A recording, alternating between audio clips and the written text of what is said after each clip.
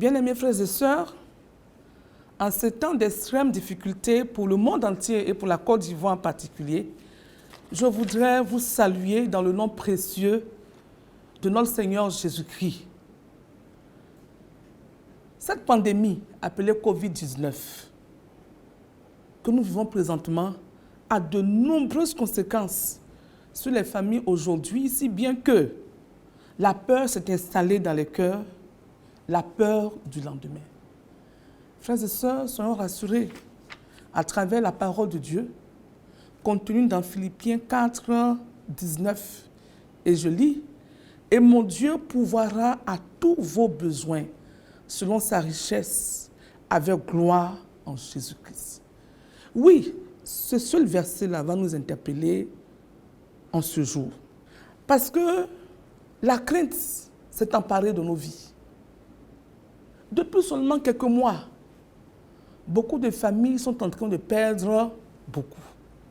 Le chômage s'est installé. Les besoins vitaux de l'homme n'arrivent plus à être pourvus.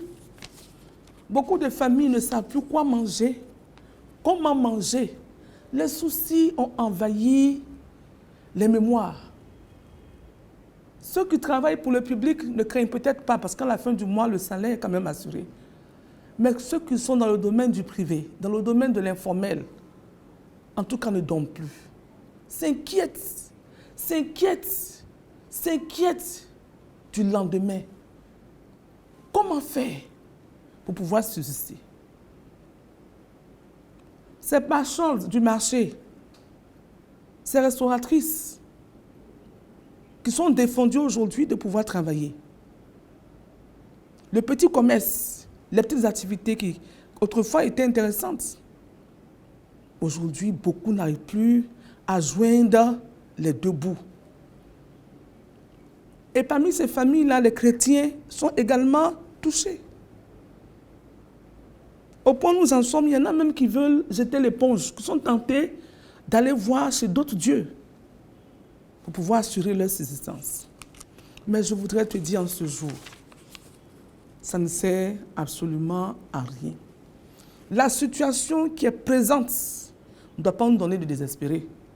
Parce que l'Éternel dit, à travers la parole que nous avons lue ce matin, « Mon Dieu pourvoira à tous vos besoins, selon sa richesse avec gloire en Jésus-Christ. » Qu'est-ce que cela signifie?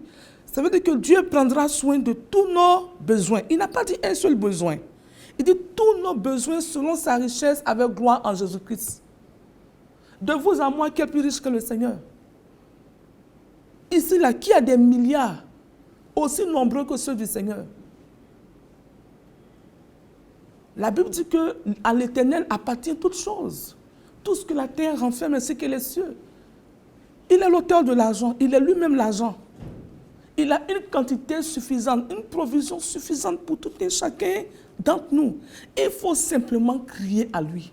Il faut le supplier face à ses besoins vitaux afin qu'il puisse assurer notre quotidien.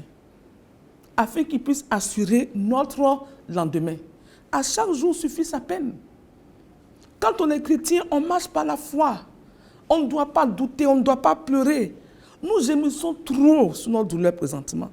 Parce qu'avoir les choses avec nos yeux humains, ça ne marche pas. On sait que d'un moment à l'autre, on va chavirer. Mais un chrétien compte d'abord sur Christ, qui est son fondement. Il compte d'abord sur Jésus, qui est son roc angulaire.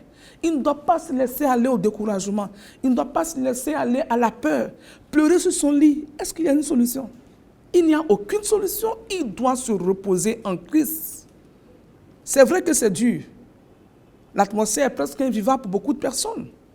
Mais nous devons, premièrement, regarder au Seigneur et ne pas compter sur nous-mêmes. Le regarder dans le sens de le supplier, lui demander de pouvoir tenir ses promesses à notre endroit. Et de quelle manière? Ce n'est pas la prière. Souvenons-nous de ce texte de Philippiens 4:5. Ne vous inquiétez de rien, mais en toute chose, faites connaître vos besoins à Dieu par des prières et des supplications avec des actions de grâce. Oui, la précarité de la vie est en train de nous faire réfléchir. La souffrance, la douleur. le corollaire de difficultés, sont en train de nous éloigner du chemin du Seigneur. Parce que l'inquiétude est un mal. Un chrétien ne doit s'inquiéter de rien. Mais rester dans la prière, dans le jeûne. Crier à l'Éternel, la Bible dit le supplier. Et terminer les prières par des actions de grâce. C'est cela qui nous manque souvent. Dès que nous nous levons, nous sommes là devant le Seigneur. Oh Éternel, oh, souviens-toi de moi. Corona a fait, j'ai perdu. Corona a fait, perdu telle chose. J'ai perdu telle chose. Oh Éternel, mais à quel moment tu rends grâce au Seigneur? Quand tu finis de faire ta gymnastique de supplication, dis-lui merci. Dis, oh Seigneur, merci.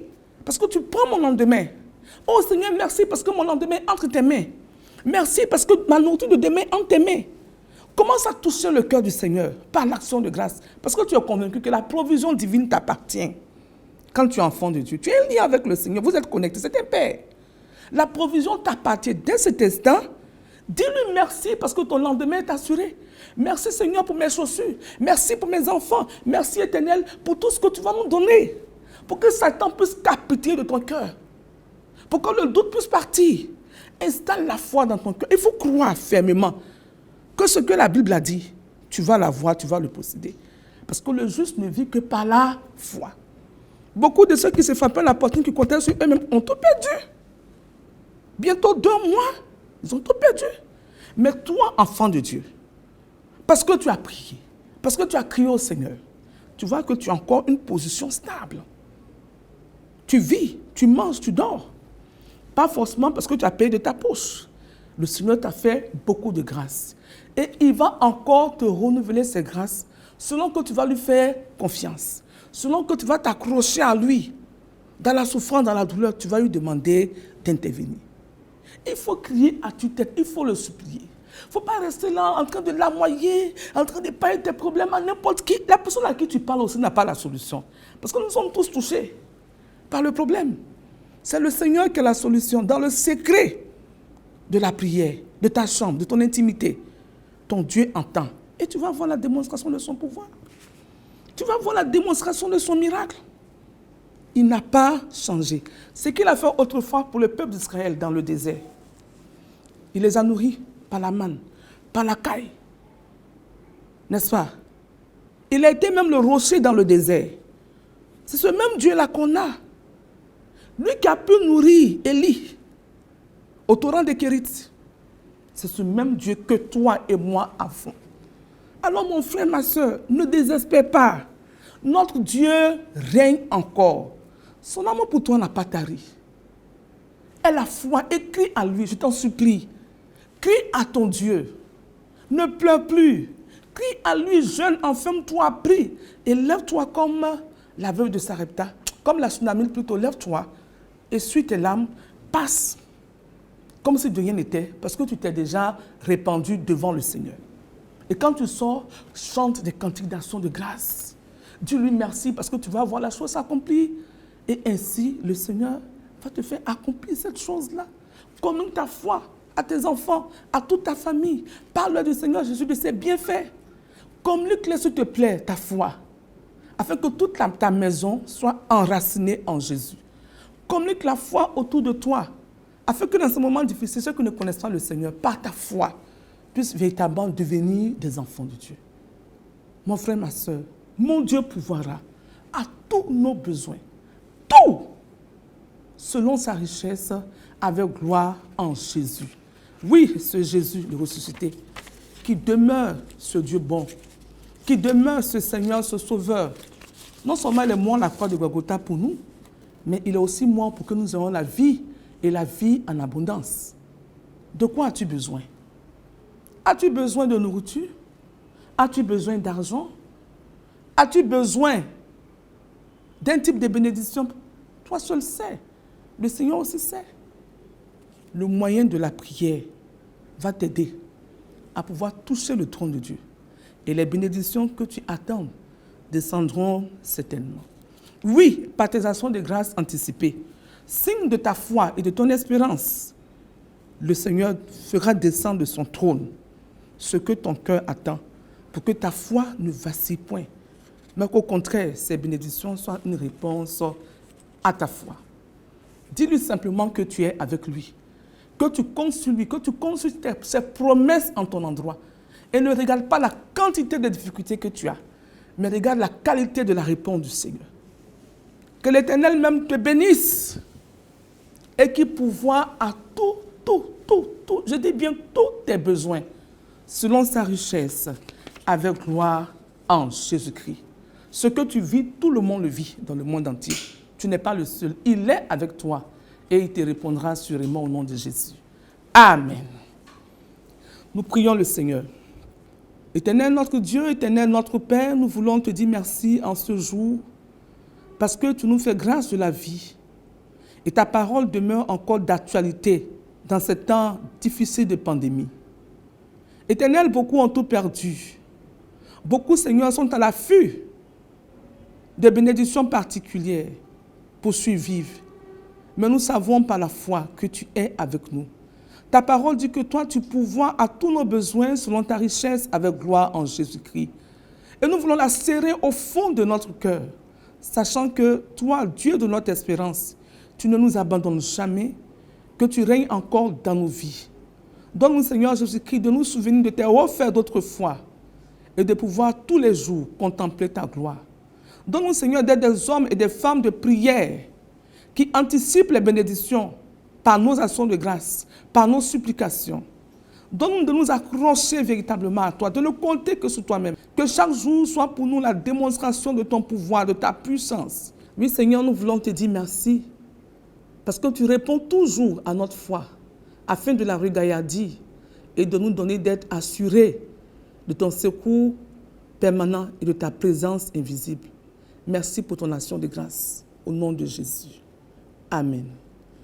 Quel ami fidèle et tendre nous avons en Jésus-Christ, toujours prêt à nous entendre, à répondre à notre cri.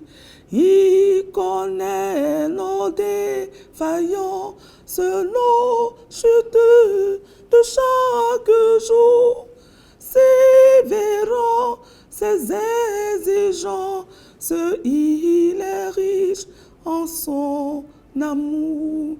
Il connaît nos défaillances, nos chutes de chaque jour. Sévérant ses exigences, il est riche en son amour. Amen. Amen.